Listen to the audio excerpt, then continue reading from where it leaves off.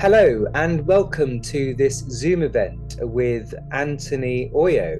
This event is hosted by the Hamlin Vision. My name is Mike Jenkins, and Anthony's going to be leading us this evening in an exploration of practical spirituality, which is perfect for us here at the Hamlin Vision, as it's one of our three core main principles that we work towards. Anthony has a book available. It's available at Amazon and it's called Practical Spirituality, a Guide. It's 12 tools to raise the vibration of your consciousness, find your purpose, and embrace your spiritual aspirations without living in a cave. That last point is actually really key because I think many of us have experienced wanting to integrate spiritual practices into our lives, but finding that we need to often do that very much alone. And Anthony's practical advice is very different and gives us some very concrete things to do to bring our practice and our perspectives into our ordinary everyday lives. So thank you everybody for joining. And without further ado, Anthony, I hand over to you and welcome. Thank you.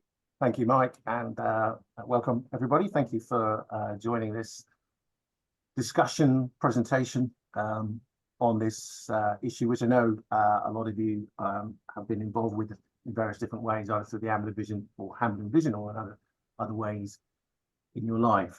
So we're going to talk about the book. I'm going to touch on a few things in the book, but we're also going to talk about, or I'm also going to talk about the creation of the book, because there are some very interesting things happened for everyone who was involved in the book in creating it. About their own journey, so we'll touch on that too, and we'll focus on a few of the tools themselves. So it's a bit slide heavy, but it's nice that we can see each other, so that's good. It would be good if you can hold all your questions to the end of the presentation. I'm going to talk for probably about half an hour, and then I'll open it up into a discussion. So who am I? I, like many of you, are a seeker. And we'll talk about seekers and seeking a bit later on, but I'm a seeker. I'm also, in terms of qualifications and stuff like that, I'm a Reiki master and practitioner, a life coach, and author, a qualified mediator, and I managed to be a father as well in my life, as well as other things. So we're going to talk about, or I'm going to present to you the organization that I've created, website I've created called Consciousness Awakened, and what that's all about. We talk about practical spirituality, my definition of practical spirituality, and some aspects around that from the book. We're also going to talk about the creation of stories that are in the book, because the book, whilst there's sort of two aspects to the book. One is my ideas on practical spirituality and what human experience is and the 12 tools, but also it's strengthened by 11 other authors. So 12 stories in total, one was mine, 11 other stories, fabulous stories, people who dug deep and had the courage to talk about their own spiritual journey and challenges and outcomes. So we'll talk about that. And we'll talk a little bit about that process of sharing the story, and then other events that are coming up that I'm leading. So Consciousness Awakened is a site to provide resources for people on their spiritual journey, for seekers. And I come to this work after about 30 years of leading a very corporate life, an engineering kind of life, but also at the same time having my own spiritual journey, which started around the same time when I was about 22, and trying to progress my spiritual journey whilst in balance with my everyday life. And to be honest, most of that experience meant I was doing the corporate-y thing, the family stuff, the normal stuff, and my spiritual journey was sort of happening in the background with meditation practice and visiting ancient sites like Stonehenge and places like that, till like a lot of things, I came to a bit of a point in my life in my mid-40s where it feels like the universe basically said, okay, you need to decide what you're not happy, you need to decide what you do about this. You either find a way to be happy with these two things, or you find a way to bring them together. And this is where, and this is what brought me to the idea of practical spirituality.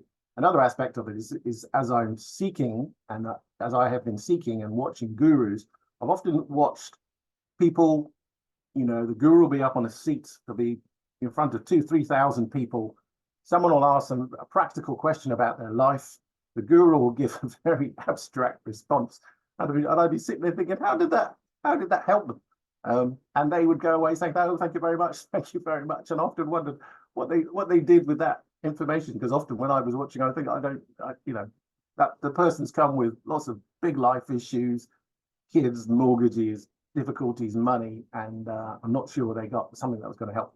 So this work, practical spirituality, for me is really about practical things. What are the things you can do to bring spirituality and your aspirations for your spiritual journey into your life? So practical spirituality, my definition, for me, it's about being able to live your everyday life and achieve your spiritual aspirations, whatever they may be. Being able to do all those normal things that we have to do, but find practical ways. For instance, if meditation is a challenge, and often people say, I don't have the time, I can't do it, I don't have the time to do it. So it's creating that environment where you can helping people to create the time, create the space. So my point of reference in my life and my human experience. So I was born up north, born in Salford, and when I was 9 months old, we moved as a family to East Africa. That's where my father was from. Very hot, and lots of things to try and bite you, and that happened often. Still there, just before my 7th birthday. Family's a bit bigger now, 6 of us.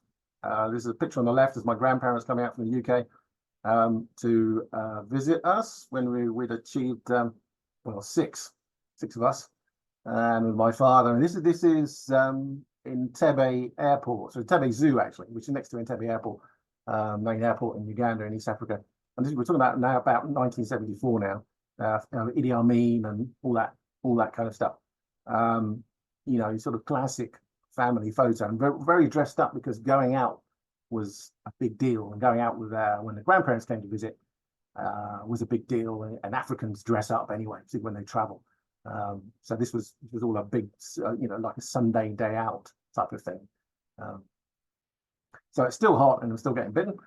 And then when I was about 7, we moved back to the UK. My parents split up. We moved to East Devon, small town called Seaton in East Devon, near Lyme Regis. Population at the time was about 6,000 or 7,000. It's only 15,000 now, 30 years later. It's not a big place. The only non-white people in the town, and that remained the case for at least 10 or 15 years. The 6 of us were living in a council house, not much money, lots of handouts, we had to do a lot of new things we weren't aware of, like racism and prejudice. But at the same time, I look back on reflection, we also experienced lots of charity from my grandparents, because they retired down to Devon from London, from people through their church. We had an awful lot of charity. We used to get loads of Christmas presents and Easter eggs and all this kind of stuff, which was amazing, really. Amazing, the strength of where people go in, but countered by the degree of quite unpleasant way adults would behave towards children just because of difference. And then this is more recently, a special day when one of my younger sisters got married about 6-7 years ago, and this is our family now. And there's just bloody loads of us. Somewhere in all of that are the 6 of us. And then there's the hangers on, there's the partners, this is my son in front of me, Max. My daughter's in there somewhere. And amazing and fantastic. Just loads of us, and it's great. And as well as we were saying earlier, Mike, coming with all those challenges that come with family, but and Christmas. But anyway, we won't dwell on that. So that's so just to recap. So I'm born mixed race. I think there's a 2-2 thing with me. I think there's a duality thing in my life. 2-2 seems to be a common feature of the word. The number two, if you're interested in numerology. So I was born at 2:10 in the morning. I come from two ethnic groups. Passed my driving test the second time. Like my first degree, I got this a 2-2. I've got 2 children. I've had 2 significant relationships so far. The sisters thing blows it out the water a bit because I've got 5 of those. But I've had so we'll forget that. But I've had 2 significant careers, and of course, as I mentioned earlier, this duality of my engineering thing and then my spiritual thing running for 30 years of my life.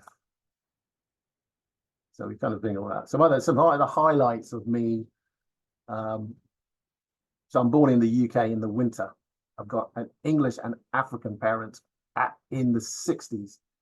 I'm the only boy amongst 5 sisters. Whole Devon thing. My parents are divorced when I was quite young, and we lived in a single parent, 6 young kids in a council house, and I didn't see my father for 15 years. So these are all things that framed my life. And some people, and this is a quote from Jack Canfield from the movie The Secret, where they say, "Well, so what? Everyone has stuff." Yeah, and some people dwell on all that stuff. But I mention all that stuff because I believe that point of reference is formed by design, and this comes back to the whole idea of practical spirituality and consciousness. That I really believe that at a soul level, at a higher self level, all those things, those first 18 years of your life, the structure of your life that you don't have much control of, is there by design. So where you were born, who you were born to, your ethnic group, your economic status, time of day, the time, so the era, who's in your family, your intelligence, the intelligence of the people around you, gender, sexuality, external influences, social factors, inherited traits, experiences, incidences, global factors, all those things are by design to give you the human experience that you, on a soul level, have decided to have. So we have these 18 years of all these external factors forming who we are, or who we think we are, in order for then to go out into the world and try and deal with everyone else, deal with the other, because out of that comes the challenge and the opportunity for growth. Because everyone else is different, because everyone else thinks different, and everyone else is inherently a challenge to you, to who you are as a person. And the big theme in all of that, of course, is compassion and empathy. I honestly believe, from my experience, that all that there is in life is how you respond. And I know that's not easy. Many people find that quite challenging. As a father, particularly with teenage kids, at one point, when my kids are fighting, you've got a whole argument from one saying, "Well, they made me do that. They made me feel like that." And then when you if you respond, well, you had a choice to respond like that. That doesn't often go down well. Always, and I know that's really difficult. And maybe the choice comes later when you're in a position to review and process that stuff that's happened to you in those first 18 years. And then, so the first part of the book really is about what's the human experience, some of the issues I just talked about. Why are we here? What are we doing here? What is this all about? Then the 12 tools, and then the 12 stories, which all came from either friends and family, fellow Reiki masters. For me, this, in terms of the structure of incarnated beings, this is the mechanism, and I think it is the science of reality, if you like. This is what opens the door for us to connect to everything else, to get support, and to align ourselves with our true selves and our true purpose. It's almost like it's not the more work I do in this area, the more I progress on my own journey, and the more I believe these things are just tools. They really are tools. We call them spirituality, but as our idea of spirituality and science comes together, I think we, in 100 or 50, 200 years time, we'll realize, as our ancestors did actually thousands of years ago, that these are just tools for the experience of living as a human being on this planet. So moving on, moving your body with energy, exploring your life purpose, taking action, sitting around talking about stuff is great, but you need to do stuff, whatever that may be. Create the environment for the universe to act. So the great thing about manifestation, where people struggle, is that they do all the they do some of the exercises, but they don't do enough to create the environment of the universe can actually take action, because the universe can't give you bars of gold and put them in front of you, but they can help you create a mechanism to give you access to whatever the gold is, however you define gold.